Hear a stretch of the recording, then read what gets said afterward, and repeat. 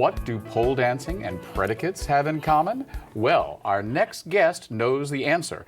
Besides being known as the Sexy Grammarian, she is one of the authors in Bound for Trouble and Bondage Bites. Meet the Sexy Grammarian herself. How are you? Hi, nice to be here. So, do tell us, what do pole dancing and predicates have in common? That's a great question. I'm not sure if I can connect pole dancing specifically to predicates, but I love that alliteration. I thought you'd appreciate it. You are an amazing writer, and I expected you to come up with something interesting like that. But what sex and writing have to do with each other is I think that they are both ways that we are creative and expressive as human beings. I think that they're both sort of our birthrights as human beings to be sexual human beings and to be accepted for our sexual selves, and also to be creative and to write. And I think that there's a special moment right now for writers, an opportunity to be heard by your audience, wherever your audience may be. It's sort of easier to get yourself out there. So I think that both are creative opportunities for human beings. Why do you say we're in a special moment? Because of the internet, because of the proliferation of blogs and social media. I think that more so than ever before, it's possible to find an audience and to reach out and find your audience on sort of the global stage. How difficult is it to be a sex-positive grammarian, but also someone who used to dance at the Lusty Lady? You know, I've often heard people say when people like Donald Trump are talked about, or difficult corporate leaders, well, they're being difficult men. But if a woman is strong, she's being a bitch. And, you know, if a man is being sexual, well, he's just being a man. But if a woman is being sex positive, well, she's a, you know. How do you combat that? Well, mostly I combat it by embracing it. I teach my writers that I work with to write like sluts. And yeah, which means to do all those things that we stereotypically associate with a sort of a loose woman, right? Be loose, be fast moving, do anything, be ambitious as a writer, don't stop, keep going and dig deep. So a lot of sexual metaphors going on in there. I really love to play with sexual metaphors when I teach writing. Right. Now, do you think that really is one of the things that keep most people from writing? They're afraid that, well, if I write like a slut, everyone will think I'm a slut. Maybe. I think that there are a lot of reasons that people don't write, and I think that there are a lot of reasons that people don't have great sex lives, and I think that the problems tend to be similar. You know, I interviewed, when I was writing for The Advocate, Anne Rice, who wrote, of course, the vampire books, and if you've read about Anne Rice's history, she was raised a very conservative Catholic. What a lot of people don't know is that she had a pseudonym, Anne Rampling, and A.N. Roquelaire, which was, it was pretty kinky. She was working out a lot of stuff. Yes. Have you worked out more of your inner life as a dancer at the Lusty Lady, or as a sex worker, or as the Sexy Grammarian?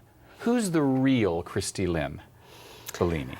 Well, I think I'm all of those things. I think that the business that I have built over the last 13 years has been about really taking the experience that I had as a sex worker and turning it into something that was really me. So instead of being sort of afraid that people would find out I used to be a sex worker, coming out about it. And what I found is that the truth will set you free. The truth sets me free. Coming out about my past has set me free, and I found that you know, being a sex worker and being a feminist and being sex positive helps to keep writers that I don't want to work with away from me. Right. So I've really learned that brand is supposed to both attract people and also repel the wrong customers. Right. That's worked for me. What is the best thing about working with a new writer?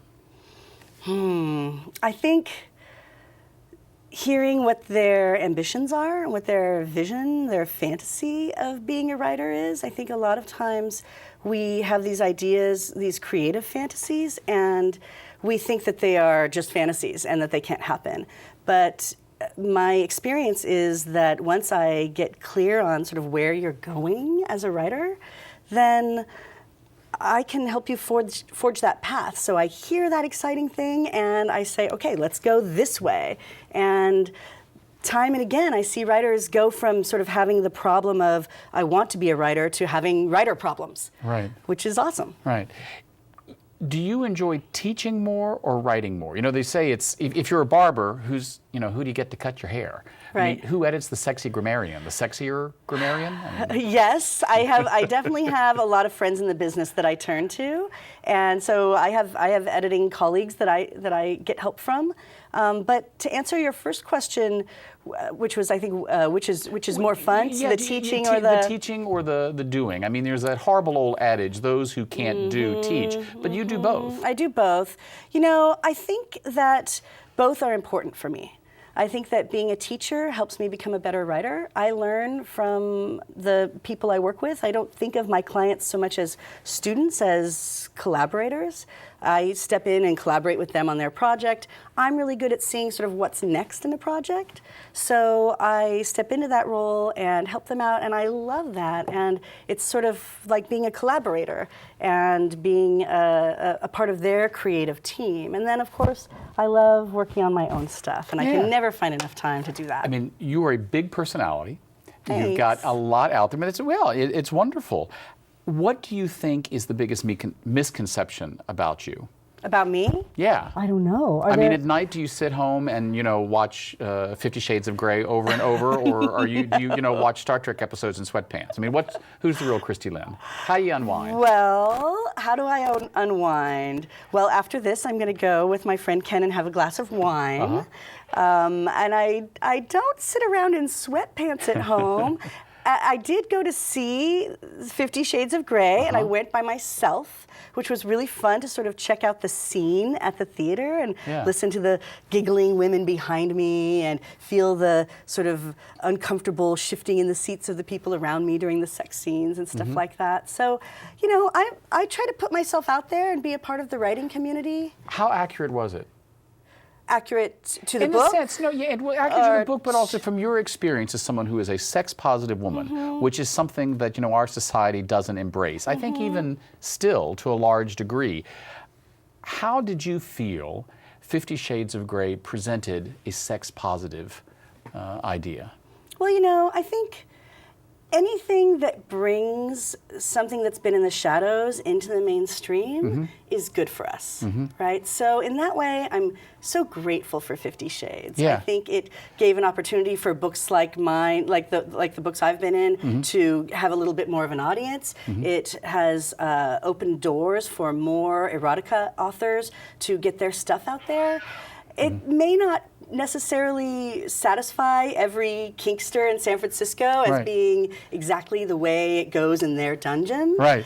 But I think that's okay. I think sometimes we do have to put some lipstick on the models and make them perfect and beautiful to put them on the mainstream stage. Right. But we still take that little step and show people that this is something that sort of normal, healthy human beings are engaged in. Right. Let's talk about the really sexy stuff here. Okay. Commas. Yes. Semicolons. Yes. Colons. I love them. It's and there and there and your and your. Yes. What is your bête noire of those three?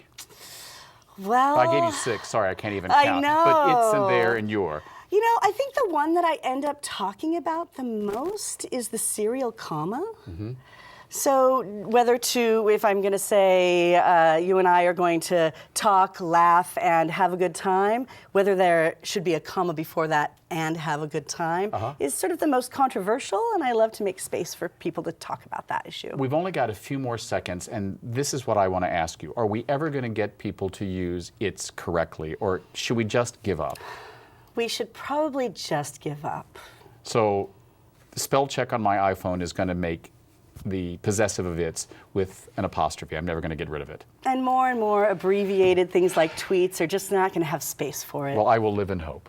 Me too. We've been speaking with Kristy Linn Billuni, the Sexy Grammarian. I'm going to watch my commas from now on, I can tell you that. You've been watching 10%. I'm David Perry. Please tune in next week. Thanks so much.